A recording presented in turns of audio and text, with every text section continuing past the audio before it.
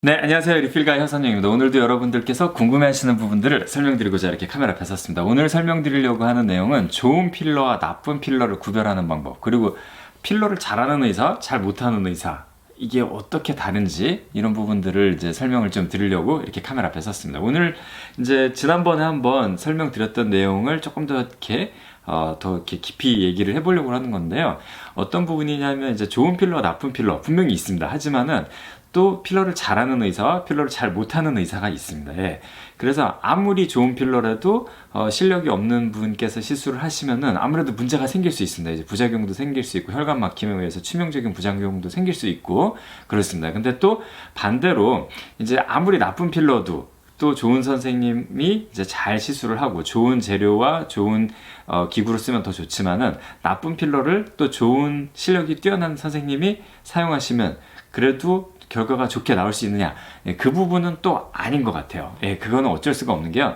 물론 이제 그런 속담도 있죠. 그 솜씨 없는 목수가 연장 탓을 한다, 이런 얘기가 나오지만 연장은 물론 다를 수 있습니다. 그렇죠? 연장이 좀 모자라는 뭔가 좀 성능이 좀 떨어지고 또 뭐 연장이 좀 나쁜 연장을 쓰더라도 그 목수가 좋은 나무를 가지고 만들어야지 그 가구가 오랫동안 잘 버티고 또는 건물이 오랫동안 버티고 이제 구조적으로 안전하고 이런 부분이 이제 얻어질 수 있는 것이고, 사실 연장은 좀 나쁘더라도 재료는 좋아야 된다. 재료는 좋아야지. 사실 그러니까 어떻게 보면은 그 나쁜 필러를 가지고 아무리 훌륭한 선생님께서 시술을 잘하더라도 좋은 결과를 내기는 굉장히 어렵다라는 겁니다. 예. 그래서 사실 제일 좋은 조합은 좋은 의사 선생님과 좋은 필러입니다. 물론 이제 연장이나 기구 뭐 이런 걸 이제 그 아까 목수하고 이렇게 좀 비교를 해가지고 연장에 해당되는 게 우리가 필러 시술할 때 쓰는 기구라든지 뭐 장비라든지 그런 선택 부분이 남아있긴 하지만 그런 부분보다는 사실 진짜 제일 중요한 거는 재료인 것 같아요. 그래서 좋은 필러를 써야지. 그리고 그 좋은 필러를 고를 줄 아는 부분이 굉장히 또 중요할 것 같아요. 좋은 필러를 고를 줄 아는 그 눈, 이게 어떻게 보면 아까 목수님하고 어떻게 이렇게 비교를 했죠. 제가 목수님들께서는 보시면은 좋은 연장도 잘 고를 줄 알지만은 또 좀 모자란 연장으로 좋은 결과물을 뽑아낼 수 있는 분들도 많지만은, 근데 진짜 목수님들이 가지고 있는 좋은 능력 중에 하나가 좋은 재료를 선별하는 거, 좋은 나무를 선별하는 거. 특히 지금은 이제 목공의 역할이 많이 약해졌지만은 옛날에 우리나라든 뭐 외국이든 중국이든 뭐 서양이든 상당 부분이 돌과 나무로 건물을 만들었었죠. 그렇죠? 그러니까 좋은 나무를 쓰는 거, 좋은 나무를 잘 골라내는 거, 이게 어떻게 보면 장인의 눈길, 그 다음에 어떤 지혜, 그 다음에 노하우, 이런 부분들인 것 같아요. 그래서 오늘 이제 설명드리려고 하는 부분에 대해서 조금 이제 더 이렇게 말씀을 드리자면은, 지난번에 말씀드렸던 것처럼 이제 좋은 필러하고 나쁜 필러는 분명히 존재합니다. 근데 이제 가장 크게 좋은 필러와 나쁜 필러를 크게 구별할 수 있는 방법이 무엇이냐? 저는 어떻게 보면은 그 역사인 것 같아요. 왜냐하면 우리 의료는 정말 정신없이 빨리빨리 변하고 좋은 신기술이 많이 나오는 분야지만은 신기술이 나왔을 때 그거를 빨리 적용할 줄 아는 의사 선생님, 그리고 그걸 통해서 빨리 판단을 하는 거죠. 이 재료가 좋은 재료인지, 이 시술이 좋은 시술인지, 이 방법이 정말 좋고 안전하고 고객님들한테 도움이 되는 그런 방법인지, 새로운 방법인지, 기존 거보다 나은 게 있고 분명히 못한 게 있을 텐데 그걸 잘 그 밸런싱을 맞출 수 있는 사람들, 그런 분들이 아마 좋은 의사 선생님들일 것 같아요. 근데 재료도 이제 새로운 재료가 계속 나오지만은 그래도 재료는 우리 몸에 한번 들어가면은 오랫동안 남게 되는 겁니다. 예. 그러니까 기구는 뭐 칼은 조금 무딘 걸 쓴다든지 칼이 좀 안 좋은 걸 써도 솜씨 좋은 의사 선생님들은 그런 걸로도 좋은 결과를 내겠죠. 물론 그런 재료를 쓰려고 안 하시겠지만은, 그렇지만은 결국은 이제 재료 같은 경우 우리 몸에 들어가는 거, 필러든, 물론 이제 필러든 뭐 1, 2년이면 다 없어지지만 뭐 보형물이든 뭐 어떠한 기구든 우리 몸에 잔류될 수 있는 그런 부분들은 굉장히 신중하게 쓰는 게 맞습니다. 우리 몸에 일단 들어가는 거, 약품, 그렇죠?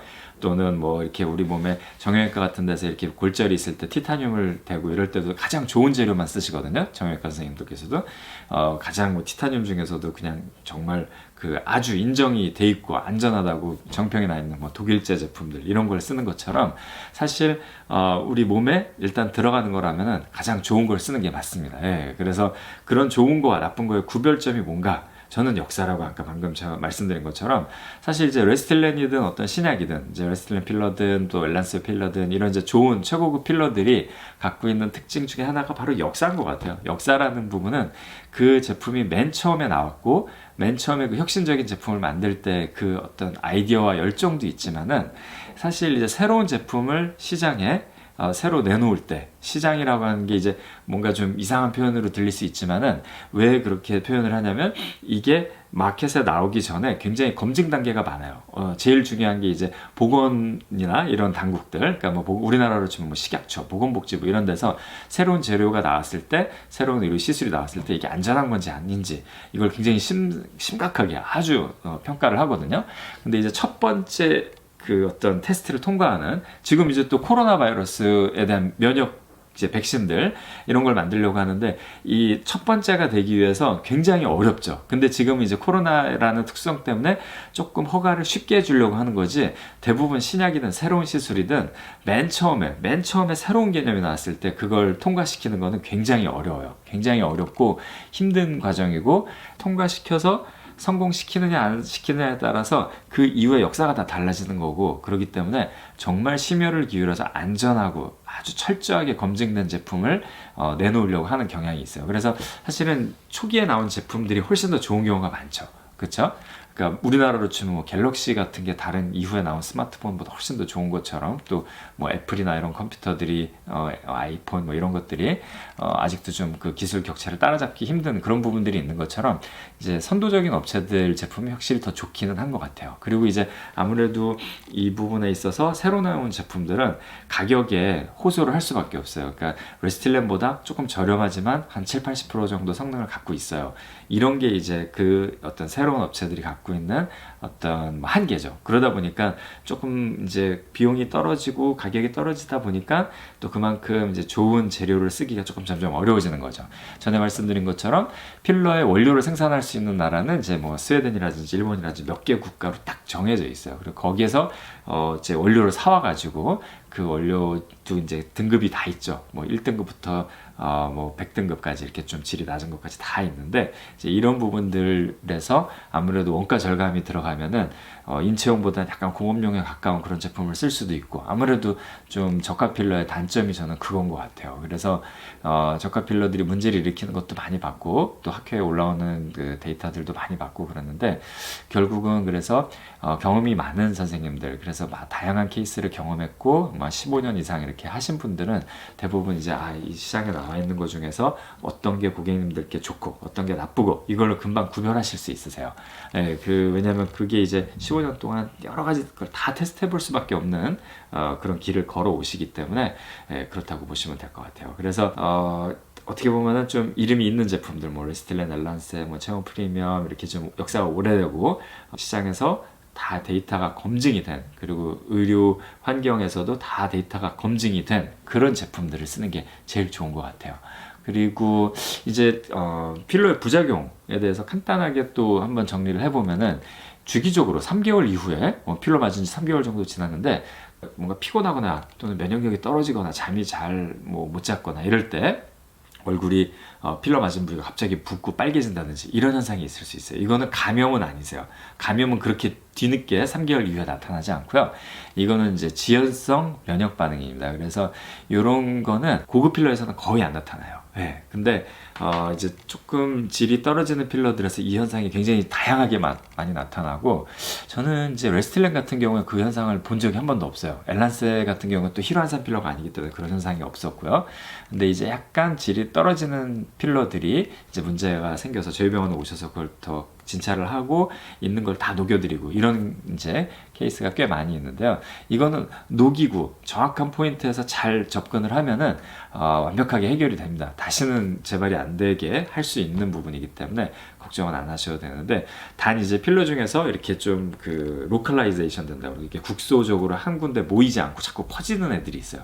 그런 필러들은 녹이는 게 한 번으로 안 끝날 수도 있어요. 한 서너 번 이상 그 퍼져간 그 장소를 다 예측해가지고 조금 더 해놔도 또 그걸 넘어가서 약간 면역 반응을 일으키는 경우도 있습니다. 그래서 그런 경우를 제외하고는 어쨌든 한 번에 거의 다 끝날 수 있는 어떤 부작용이라고 생각하시면 될 것 같아요. 그리고 이제 두 번째 같은 경우에는 두 번째는 지난번에 설명드린 것처럼 이렇게 알갱이처럼 동글동글 뭉치는 현상. 필러가 막 이렇게 입술 같은데, 이마 같은데 뭔가 우리 어린이들이, 여자 어린이들, 남자 어린이들 좋아하는 장난감 중에 이렇게 막 이렇게 조그만 알갱이 해가지고 이렇게 뭐 팔찌라든지 뭐 목걸이 이렇게 만들 때 쓰는 요만한 거 있죠. 그런 딱딱한 플라스틱처럼 막 동그란 게 막 만져질 때가 있어요. 이거는 면역 반응이 너무 강하게 일어나서 그런 건데, 이거는 필러의 질이 굉장히 떨어지고 휘루안산이 농도가 어떤 이제 순수함이 떨어지는 거죠. 즉 이제 남의 조직처럼 받아들이는 거예요. 그러니까 휘루안산이 인체에 가까운 아주 고순도의 고품질 휘루안산을 쓰지 않는 필러들이 있어요. 그런 필러들은 굉장히 어떤 공업용에 가까운 그런 순도를 갖고 있어서 이것들은 우리 몸의 일부라고 생각을 안 하고 남의 거라고 생각하고 둘러싸 버려요. 왜냐면 남의 물질이 우리 몸에 들어오면 그게 우리 몸을 막 돌아다니게 하면 안 되잖아요. 그래서 그거를 이렇게 둘러싸는 피막이 생깁니다. 그래서 이 피막들 때문에 문제가 생길 수 있어요. 그 피막이 너무 단단하게 뭉쳐가지고 이렇게 알갱이처럼 만져지는 거죠. 마찬가지로 이거는 첫 번째 거보다는 조금 더 해결하기가 어려워요. 하나하나 다 짜내고 녹여야 됩니다. 녹이기만 하면은, 이게 짜내지 않고 녹이기만 하잖아요. 그러면은 그게 더 퍼져나가요. 더 이렇게 자잘한 알갱이로.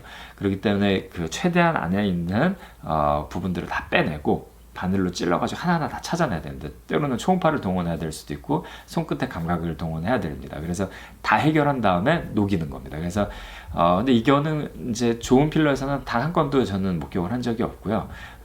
아주 그냥 좀 질이 안 좋은 필러들 같은 경우에 그 경우를 굉장히 많이 봤어요.